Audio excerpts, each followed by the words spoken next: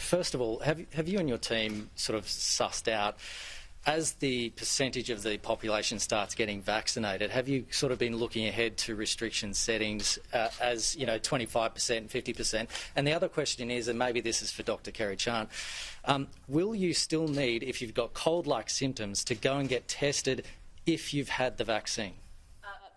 First of all, can I say in relation to the vaccine rollout, that very much depends on the advice we get from the federal government as to how many doses New South Wales will get, which categories of workers will be in line first, and they're all things that are subject to the federal government's policy. So we'll obviously be ready for whatever contingency whatever scenario they put forward to us, and we're encouraging them obviously to provide us with that information as soon as we can, as soon as they can.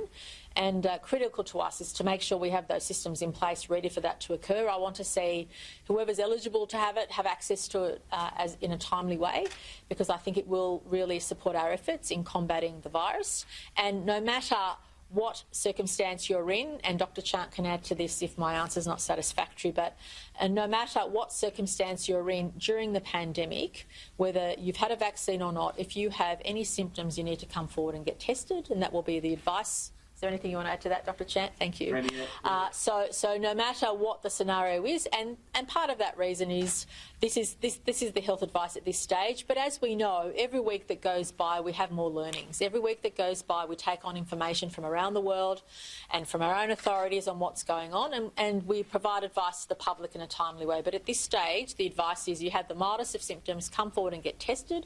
And whilst we would like to see testing rates obviously go up, we also need to accept that you should only get tested when you need to get tested, because otherwise that lack of targeting also causes unnecessary problems down the track as well. So if you have the mildest of symptoms, if you have been to a venue where it's been identified that somebody has the virus, or if there is sewage or information found in respect to sewage treatment plants, and health says if you live in this particular area, come forward and get tested. The important thing is to always follow the health advice, but always to come forward if you have the mildest of symptoms. Weddings and funerals, will caps on weddings and funerals be increased in 2 weeks in line with the 1 per 2 square metre restrictions as changed?